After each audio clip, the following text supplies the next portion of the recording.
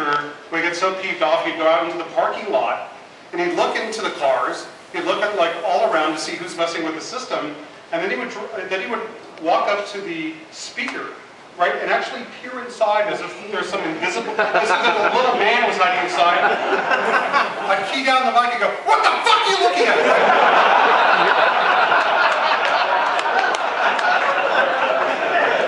And the guy would really kind of fly back about 10 feet. So that was kind of my favorite stuff to do.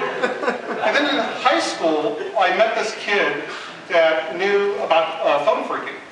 And this was like in the late 70s. And this is kind of where I started in social engineering, is to get more information about how to do things with the phone company.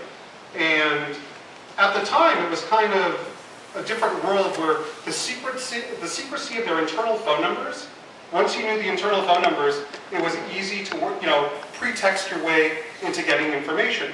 So as a young kid, I kind of thought, well, how am I going to, actually form these types of pretexts or attacks?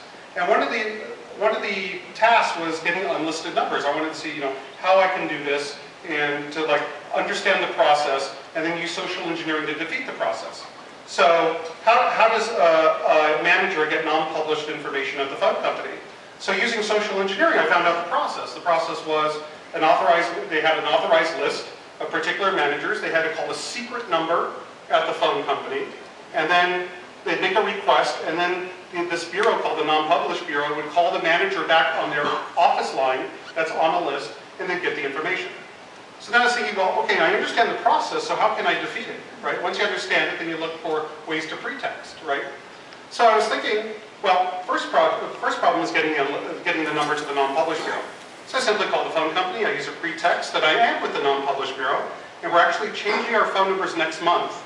And then I would tell the clerk, I'd ask to speak to someone that actually dealt with that bureau, and I'd say our new number is 310-552-6104, whatever number I made up at the time. And I say, did you get the information?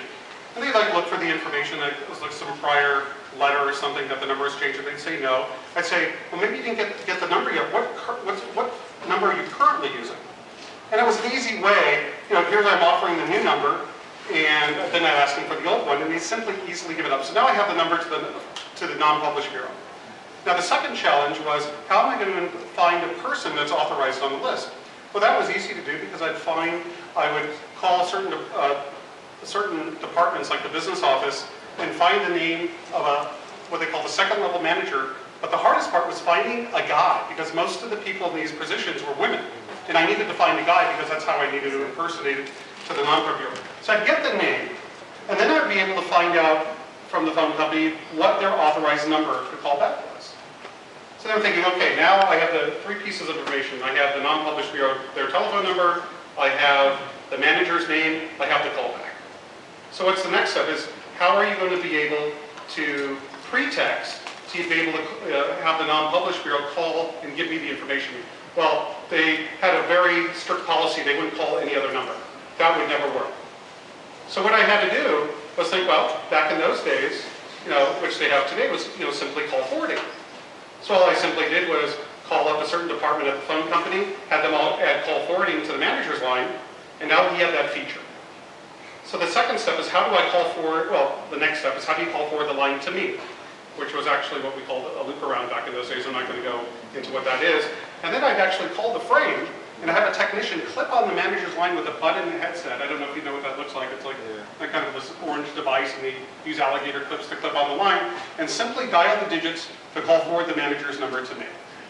Right? And then it was simply, the process was set up. It was several pretexts to get, to defeat the process. But now I can call up the non-pub bureau, impersonate the manager. When they call back the information, it would call forward to whatever, a payphone or whatever number I set up. So this is a young kid, when I was like 16 years old, this is kind of the process I developed. I would analyze the problem, do my information reconnaissance, getting all this information prior to the attack, and then the attack was actually really the call forwarding of the manager's number. So social engineering is, kind of a very easy process. I have some notes here.